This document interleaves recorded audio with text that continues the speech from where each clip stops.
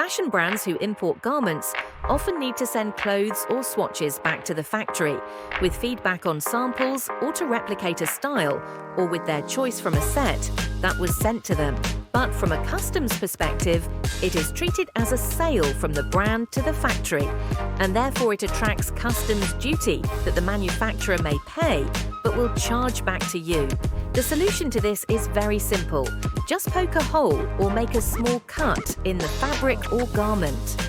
Put a sticker on it to highlight the point and mention Mutilated Sample with no commercial value on the document you provide the courier company. Put a stamp on the packet also to be doubly sure. While customs officers may still end up charging something, you won't have to pay any duty on such packages in most cases.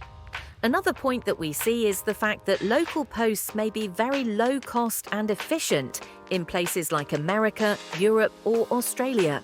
But it may not work that well for international shipments to places like India, Pakistan, Bangladesh, or China. It is therefore better to use door-to-door courier services like DHL, FedEx, or UPS because they handle everything from pickup to delivery, ensuring your samples are delivered quickly and efficiently. So remember, if you need to send a garment sample internationally, consider the Mutilated Sample for no commercial value strategy, and always opt for door-to-door courier services to avoid the hassles of customs duties and postal delays.